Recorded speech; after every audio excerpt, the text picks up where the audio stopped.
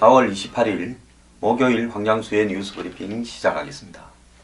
제가 이게 좀 상태가 시원찮아가지고 목소리가 좋지 않습니다. 자, 대통령의 지지율이 조금 더 떨어졌습니다. 사실 의미는 없습니다. 리얼메타 조사에 지난주 주보다 0.4% 떨어져서 31%로 역대 최저를 기록했다 이런 이야기가 나왔는데요. 대통령이 그저께 언론사 간부들과 오찬에서 자신의 길을 가겠다고 말씀을 하셨기 때문에 그럴 수 있다고 봅니다. 이제 자신의 길을 제대로 잘 가셔야 되겠지요. 오늘 아침에 MBN에 이런 어떤 내용이 있었습니다. 안비 어천가를 부른다. 안철수 국민의당이 경기도 한 리조트에 가서 지금 당선자 워크숍을 1박 2일로 갔는데 그 자리에서 당선자들이 몰려들어서 안철수 대표가 오니까 구름처럼 사람이 몰려들더라. 며칠만 있었으면 큰 사고 칠 뻔했다. 며칠만 일정이 더 있었으면 대성을 할 뻔했다. 이런 온갖 이야기를 했습니다. 자, 안철수 의원이요. 결국 대권 주자로서 그렇게 지금 옆에서 다 빨아대니까 의젓해서 박근혜 대통령이 경제도 모르면서 참 하면서 양적 완화를 알겠느냐라고 이야기하는 말이 나올 만도 합니다. 근데 제가 안 의원한테 방송에서 이렇게 이야기했습니다. 간신히 군주를 죽인다 이랬습니다. 그리고 군주가 아둔하면 간신히 설친다. 즉, 또 더 나아가서 간신은 군주가 만든다.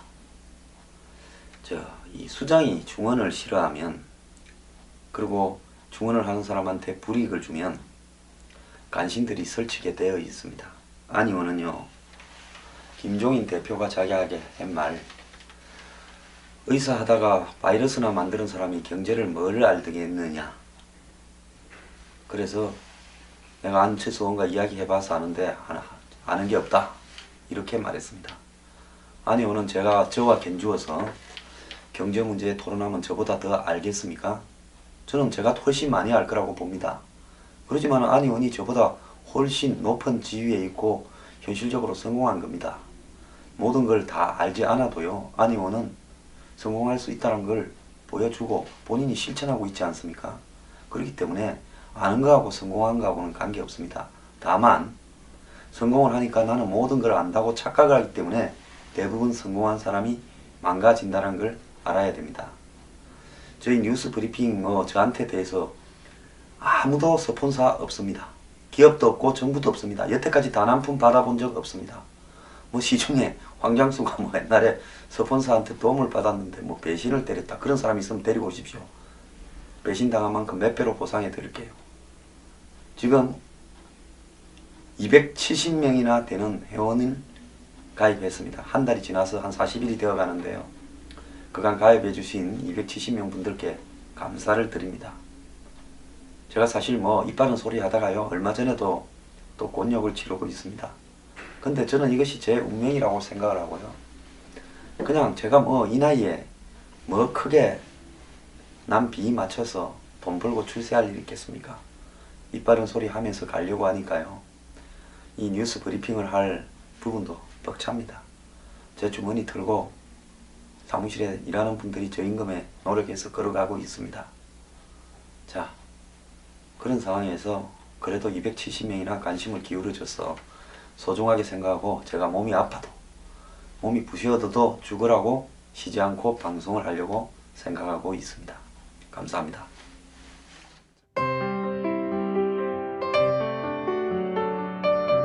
뉴스 브리핑은 저나 미래경영연구소 혼자만 하는 것이 아니라 대중들의 힘으로 정론 방송을 만들어가기 위한 일종의 국민 계몽운동이라 생각하고 있습니다.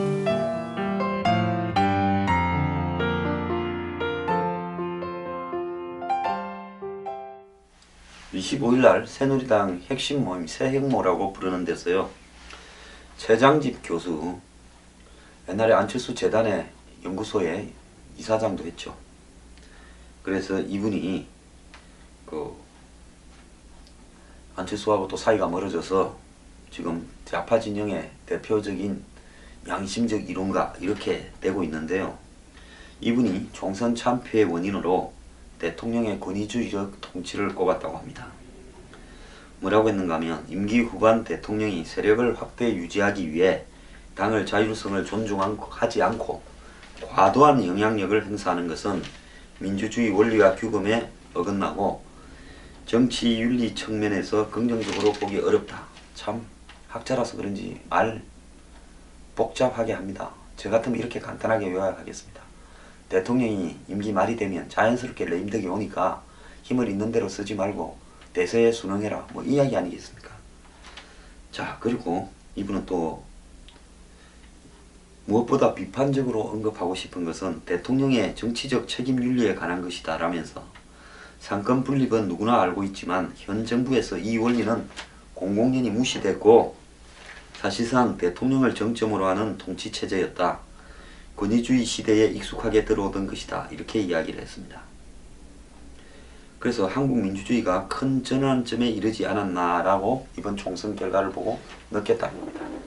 이분은요, 그러면 DJ 통치나 노무현 통치에 대해서 그때는 왜 그런 점을 지적하지 않았나 하는 어떤 질문을 하고 싶습니다. 대한민국의 대통령 체제 안에서 저는 박근혜 대통령의 통치 스타일에 문제가 좀 있다고는 보고 있습니다. 그렇지만은 대통령 중심제 하에 한국의 현재의 통치 스타일상 이런 부분이 필연적일 수밖에 없는 요소도 있었다. 다만 그렇다 하더라도 대통령이 현명하게 이것을 조절해야 되는데 그런 부분에 잘못했을 수는 있다. 이렇게 지적하는 것이 맞다고 보고요. 자, 이 상권 분립을 제한하려고 이야기했던 국회법 개정안 파문에 대해서 당시 그 법을 통과시킨 유승민 원내대표나 여야 의원들에 대해서도 한마디 해줄 필요가 있지 않았나 생각합니다. 최 교수는 이 공천 파도가 관련해서 공천 과정에서 당헌 당규는 공공연히 무시됐고 새누리당은 정책적 대안이나 선거 공약 제시를 떠나 민주주의적 규범을 무시하는 태도 때문에 거꾸로 공격을 당하는 거다 이야기를 했습니다. 이 말은 맞는 것 같습니다. 이번에 상향식 경선이 민주주의적이었냐? 전혀 아니죠. 한마디로 있는 놈들 또 해먹으려고 그냥 짜고 치는 고스톱으로 그것을 마치 민주주의적으로 포장을 했습니다. 자, 민주주의란 말은요, 최장집 교수는 순수한 원론적 민주주의를, 이상적 민주주의를 이야기하겠지만은 상향식 공선이라는 민주주의의 탈을 쓴 한마디로 동원민주주의나 돈 뿌리는 민주주의도 민주주의로 포장될 수 있는 겁니다. 민주주의란 말은 이렇게 다양한 용도로 해석될 수 있습니다. 자, 그러면서요, 이번 선거의 경우는 한국 사회 유권자들 사이에서 여야 간 갈등이나 보수 대 진보의 갈등도 민주주의 컨센서스 위에 전개되어야 한다는 것을 일깨워 주었다. 이렇게 이야기를 했습니다. 저는 새누리당이 상향식 공천을 하는 과정, 살생부가 유포되고 녹취가 되고 그것이 공천 과정에 영향을 미치고 마지막에 도장 들고 튀는 부분에서 3대3 합의가 일어나고 유승민 하나를 정리하는 과정에서 그토록 선택을 하라고 후보에게 이야기하는 이런 행태들을 보고 새누리당은 민주주의적인 측면이 없다 이렇게 생각을 합니다만은 다른 당에서 주어진 공천 과정에서 무슨 수기 민주주의라 해서 토론을 했지만 새누리당 객력을 가졌다고 해서 공천을 발탈을 했습니다. 또 더 나아가서 더민주당에서 공천 컷오프를 시키고 살려준 사람은 뭐고 특별한 이유가 있는데 끝까지 죽인 홍일학 같은 사람은 뭐냐 이런 부분을 보면서 그것도 민주주의냐 이렇게 생각도 해봤습니다. 그러면서 교수는 한국 사회가 실질적으로 변화하려면 이 보수가 변해야 하고 그래서 그것이 효과적이고 비용도 적게 든다. 과거 지향적이 아닌 혁신적 보수를 가야 된다. 이 말은 제가 맞다고 봅니다. 그런데 지금 새누리당에 가는 길은 과연 이런 길을 가고 있는가? 대통령이 정부 여당은 같이 굴러가야 하는 두 바퀴다. 이렇게 이야기하고 난 다음에 친박이 움직여서 유기진, 홍문종이 후보 단일화를 합의하고 원내대표에 나갔다고 한답니다. 그리고 당권도 장악하겠다고 하고 있습니다. 저는 이번 경선이 뭐 친박의 책임이다, 비박의 책임이다. 아닙니다. 새누리당 전체의 책임이고 대통령도 책임이 있습니다. 모두의 책임입니다. 자, 그렇지만은요, 언제까지 친박이 대통령의 말에 따라만 움직이겠는가, 이런 걸로 봐서 저는 새누리당의 친박이고 비박이고 친이고 솔직히 수명과 효용을 다했다고 보고 있습니다. 거기에 앞장서서 전위대 역할을 하시는 분들요, 양 개파에 당신들만 수명이 다 되어 간다는 걸 모를 뿐입니다. 저는 박근혜 대통령이 퇴임하고 난 이후에도 지금과 같은 당선자 중에서 62명 이상이 친박이라고 자부하는, 계속 친박의 가치를 유지해 나가기를 기대하고요.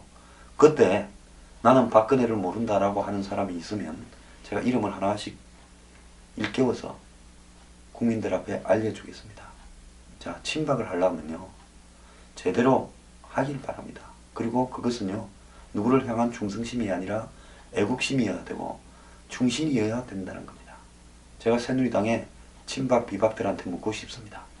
과연 박근혜 대통령을 위한 충신이 몇 명 있는가? 김무성 대표를 위한 충신이 몇 명 있는가? 이명박 전 대통령을 위한 충신이 몇 명 있는가? 묻고 싶습니다. 간신들만 판치는 나라입니다.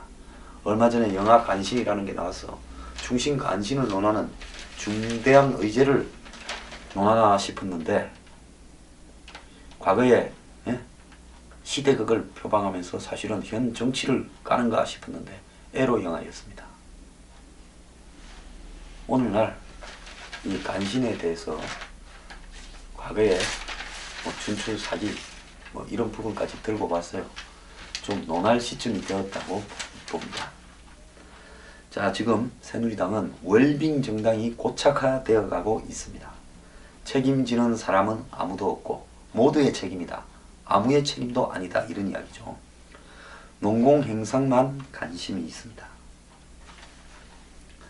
이선 후퇴 없이 당직 국회직만 욕심만 내고 있습니다. 천막 당사 정신, 즉 2004년 탄핵 때 정신으로 돌아가자 말을 하지만은 절박감은 없습니다. 이 속에서요, 새누리당이 과연 정상으로 돌아갈 것인가? 저는 매우 어렵다고 봅니다. 비대위를 하거나 말거나 할 필요도 없습니다. 비대위가 왜 필요한가에 대해서 알아야 비대위가 필요하지요. 그런데 비대위를 자기들이 당권을 잡기 위해 중간에 좀 호흡 기간을 가질 필요가 있다, 이래서 비대위 한다면 그런 비대위는 하나만 합니다. 비대위는요, 철저히 반성하고 당의 노선과 정책을 혁신적으로 변화시키고 당의 시스템을 완전히 뜯어고치는 것, 그게 아니라면 비대위 하지 말고요, 내달 3일날 원내대표 뽑고 한 일주일 있다가 피 터지게 싸우면서 당대표 뽑아서 대통령 잘 모십시오. 그것이 그냥 새누리당이 할 일인 것 같습니다. 자, 관심 논쟁을 유발한 안철수 대표께도 제가 한마디 드리고 싶습니다. 자, 국민의당 당선인 워크숍에서 대선 이야기 꺼내지도 마라. 그랬을 때는 지지층이 언제든지 이탈할 거다. 박지원 원내대표 내정자도 그렇게 말했습니다. 대선가도 이야기하다가는 큰 코 다친다 했습니다. 자, 안철수 일하는 정당에 집중한다 보도도 나오고 있습니다. 원내대표 등 지도부가 논쟁을 조기 마감을 하고 정세나 누리과정 등 선제적 이슈를 제안해 가겠다. 민생이 가장 중요하다. 이랬는데요. 과연 이렇게 말을 하는 걸까? 지금 이 안비 어천가가 이 횡행하는 국민의당의 간신들과 이 괴리는 어떻게 설명해야 됩니까? 안철수 대표요, 뭔가 성취한 것 같아가지고 뿌듯할 건데요, 잘 나갈 때 조심하십시오.